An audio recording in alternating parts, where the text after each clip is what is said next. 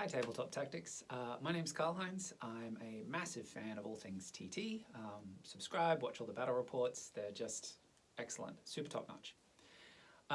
Me and my friends, we've got a gorgeous little 40k group of friends, probably sort of sub 20 of us. We all play together on the weekends and we mix up who we play with and we play lots of different games and we have like a store league, all that normal awesome community stuff.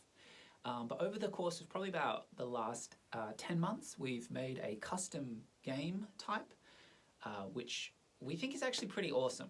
We think we've sort of stumbled onto something really interesting and really fun, so we thought it would be worth sharing with you guys. We call it our Big Dumb Free-for-All Cup.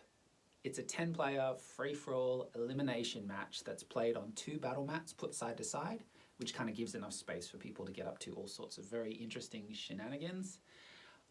We run it once every couple of months, and honestly, it plays more like a party than it does a normal standard sort of game. And we make kind of like a big deal out of it, and everyone gets really excited about who's playing and who's got what grudges and what secret alliances and betrayals are going to happen and all sorts of fun stuff.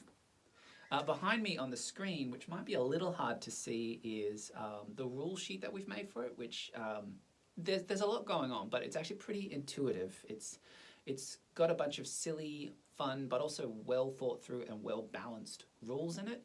A link to the rule sheet in the thingy below, if I'm saying that right. There's a link to a PDF that you can see the rule sheet. Anyway, the rule sheet itself is actually designed to be printed and hung on the wall while you're playing. Not just because it has the rules in it, but also because it has a scoring and a turn tracking table, as well as an actual layout of the mats, where the bits on the mats go, which is kind of what you can see in the background. I apologize if it's a bit hard to see. I'm going to intersperse this video with a bunch of footage of setting it up and pictures, and they're probably going over the screen right as I'm talking right now. But anyway, if you zoom in, if you do the old Hollywood enhance trick, you can see there's some different components. So I'm going to talk through the things that make up the physical layout of the game, and hopefully this all makes sense. As well as the rules that go along with them. So it might seem a little bit crazy, but please stick with me, and I promise in actual practice this all works really smoothly and really hilariously. So what we have first of all is deployment zones. There's 10 of them because it's a 10-player free-for-all, and so everyone starts on a board edge. But what you might see if you're able to do the enhanced zoom in trick is that position 1 is on this side, where position 2 is way on the other side. Position 3 is down here and position 4 is down here. What this really means is that the starting positions that are next to each other are spaced apart as best they can. That reduces the likelihood that people have that feel bad moment of they get shot by the person whose turn it was just before them, but they can't hit back until a million turns later. In that same vein, we actually run 2 turns at a time. That means we have 2 dice trays on either side of them, which you think might get a little complicated, but actually it's really smooth because we've got this lovely little table I was talking about, this thing here. So you can kind of see a alignment of turns. On the first half are the first 5, on the second half are the players and turns 6 to 10. What that means is that players 1 and 6 go at the same time, then 2 and 7, then 3 and 8, 4 and 9, 5 and 10. Again, sounds complicated. In practice, super easy. Once people do it, they just sort of smoothly run around. We also have a 10-minute turn timer. So your turn can only take 10 minutes. And again, you're only running a little army of 500 points. No Titanics, and you have to have a Warlord. Everything else is fair game. So again, it gets messy, but I promise you, it's excellent in practice. The other things we have on the board, those were the purple ones we were talking about, the deployment zones. The other things we have are the blue circles you can see. Those are your typical objective markers, which we just use normal objective marker thingos. Those are not just objective markers, but I'll circle back to them. We've also got the red rectangles that you can see on the board. Just set in there we go, that's better. Those are for buff tiles, which are these tiny little rectangles that we make that have like +1 movement and +1 strength, +1 toughness, and +1 attacks, the other one. So there's 4 in total. And these are great, and they're scattered across the mats. And as a unit approaches them as my little test guy, and they get within an inch of one of these buff tiles, the buff tile then follows that unit around for the rest of the game. And yes, they stack to the high heavens, and that's the point. You get these like ridiculous, 70-point unit of troops or whatever that then hit real hard by the end of the game.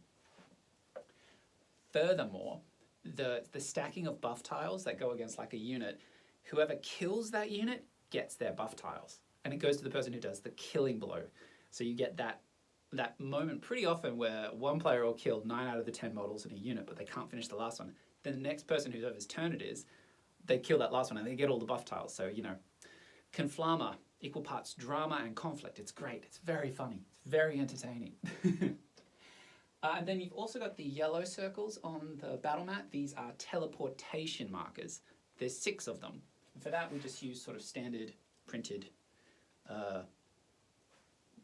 objective marker type things. I'm the terrain guy amongst my friends, so I've got a bucket load of them and all sorts of terrain. It's really, I don't get why terrain's not the funnest part of the whole hobby. Whatever, doesn't matter. So there's 6 of these on the board, and simply put, players can move through them and then redeploy wherever they want, to any of the other objective markers, sorry. So there's 6 of them equally spread across the mat. And if, for example, this little dude's got 10 inches and it takes 5 from where he is to get into the objective, the teleportation marker, he's then got 5 coming out the other side of wherever it is. And so that includes things like advanced moves, charge moves, consolidate, pile, and you can really kind of go nuts with them. It's really funny. And then lastly is the central objective marker, which in the narrative of this game, this free-for-all cup, we've wrote a little funny narrative we spiel out at the start of the night, much like you guys do in your battle reports. It's hilarious every time. Love it. But for our central objective marker, we switch it up sometimes, but for the moment, or the most part of the moment, it's this big-ass crystal. And so this has its own rule set, and it's smack in the middle of the board as a incentive for everyone to get to the middle of the board, really promoting movement across the board. So that's the layout of the board. The measurements are on the diagram as well. But in here are also then the rules which I'll speak to, and hopefully they don't come across as too complicated, but I promise you they're not. Oh, I'm making this sound terrible, aren't I? It's fun. Right, so the gameplay of the cup is all the same normal rules, so detachments, army rules, stratagems, all of that is absolutely the same. 3 abilities are banned, however, which is Deep Strike, Infiltrate, and Scout, just because the movement function of this game is really, really essential to it staying balanced. Things like Terminators are too powerful, but they're also slow, so they're still a valid choice, but that slowness really comes into it. Again, you've got the +1 movement buff tiles too, so the slow units tend to aim for them, and boy, do they make a difference. It's real fun. Army composition, as I mentioned, you've only got 500 units. You have to have a Warlord. You can't have any Titanics. But that still means things like Primarchs are up for grabs. And again, they're really funny because you'll have a Primarch who can get buffed up, but then you might also have a Primarch who's completely outgunned by the end of the night. And that's happened a couple of times. It's really funny. Deployment, we talked about them. You've got your 10 zones across the side. And then there's 2 turns that makes that really interesting because 2 players can go at one time. It really speeds up the game, especially with the 10-minute time limit. There's a fluidity to the game, both in that you have a turn that only goes for 10 minutes, so you get more turns across the night, but also that you're then reacting to people's turns. Something worth pointing out on that 10-minute timer, though, is that at the end of the 10-minute timer, the player's turn ends, just full stop. But if they haven't allowed enough time for the fight back of whoever's in that combat phase with them, whoever they were fighting, they get a grudge bonus of +1 attacks, strength, and AP, just for that phase. So it's really an incentive for the person whose turn it is to not waste time and not ruin the combat phase for someone else. Again, all within reason, of course. It's a pretty fun, loose night. But it's hilarious, because again, everything stacks. Just stacks on stacks. Victory conditions. This is probably one of the funner bits to it. It's a free-for-all elimination match, but the player who wins isn't the player who's last left standing. That's when the game ends. The game ends when there's only one player left, Or in some cases, we've just said, you know, it ends at midnight, sharp at midnight or something. Who wins, though, is the player with the most points. And you score points one of two ways. One is the objective markers that we've mentioned. You've got your normal ones. You get 100 points for getting it. And when you get this objective marker, it burns. You pick it up immediately. I'll circle back to these in a sec. But you also get 200 points per turn for the central objective marker, the big crystal in the middle. So for the amount of turns you hold that central objective marker, you get 200 points. But wait, so those are the kind of common ways you score points. But here's where it gets really fun and really funny. You also get points for killing units to the value of the points it took to run the unit. So if it took 140 points to run at Predator, whoever blows up the Predator gets 140 points. So when you have someone who, within their 500-point allocation, runs a Primarch, that Primarch's got a massive target on its back, because whoever kills the Primarch gets all those big points. So you have this really interesting army composition balance of people who are going expensive, high-powered stuff versus horde stuff that's easy and squishy, and ultimately maybe harder to buff up because too many units can't have as many tiles, if that makes sense. They're spread out. And I honestly don't know what the right answer is. We've played it half a dozen times and it's wacky every single time. And again, the table on the rule sheet at the bottom that I was talking about, that's really helpful for tracking that. So again, it's hung on the wall. As people kill units, they, with a pen, write and build the tally of what scores they've got. And it gets really competitive in the fun, silly way. Then we've also got, well, that's it for who wins the game. It's the points they get. Back on the central objective marker, the big lovely crystal that's in the middle, because there's a couple of other rules for me to talk through here. And again, that's the core bit. Now we're kind of getting into just the funny, weird little rules that help sort of thick out the game.